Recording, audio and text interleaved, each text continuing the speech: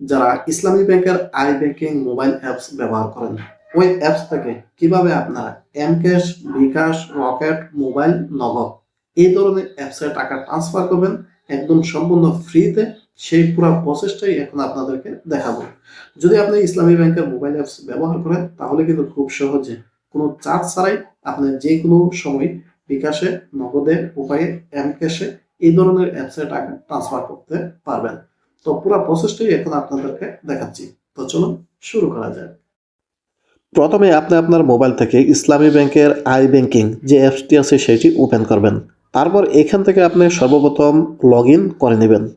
Log in করে নেওয়ার পরে এখানে আপনি দেখতে পাচ্ছেন MFS ট্রান্সফার, এই যে অপশনটি দেখতে পাচ্ছেন সেটার উপরে আপনি ট্যাপ করবেন।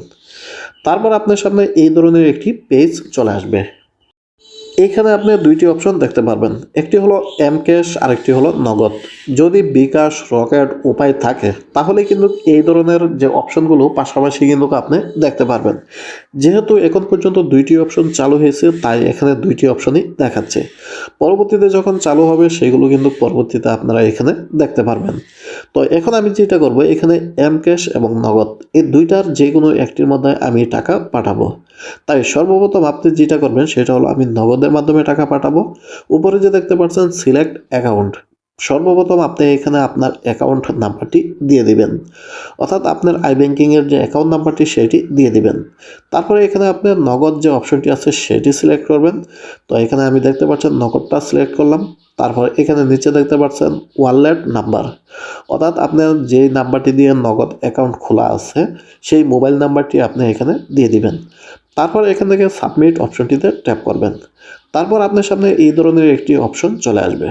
তো এখানে যে কাজটা করা আছে, ওয়ালেট নাম্বারটা দেওয়া আছে, এখানে অ্যামাউন্ট আপনি দিয়ে দিবেন। আপনি যে কয় টাকা আই ব্যাংকিং অ্যাপস থেকে নগদে বা বিকাশে নিতে যাচ্ছেন ওই অ্যামাউন্টটা এখানে দিয়ে দিবেন। তারপরে এখানে দেখতে পাচ্ছেন নোট, সেখানে দিবেন মাই সেলফ, শুধুমাত্র এইটুকুই লিখবেন, এর বেশি কিছু লেখার দরকার নাই। এইখানে দেখতে পাচ্ছেন ইন্টার ইউর টিপিন, তো আপনার যে টিপিন নাম্বারটা আছে এখানে 4 সংখ্যা সেইটা এখানে দিয়ে দিবেন।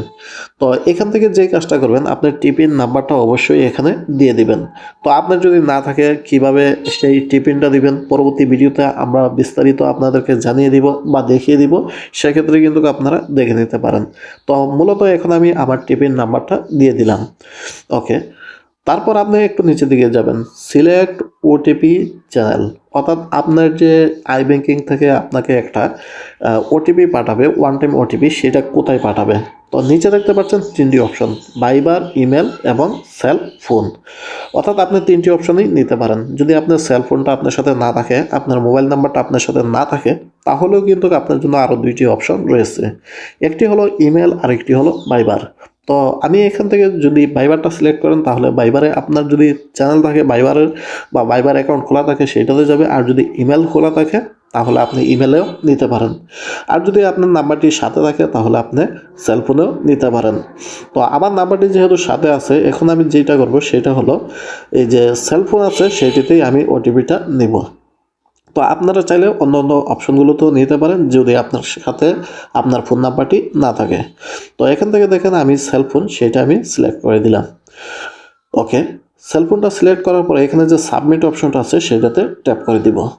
তারপর এখানে কিন্তু এই যে দেখতে পাচ্ছেন IBPL যে আমার ওটিপি সেটা কিন্তু চলে আসছে।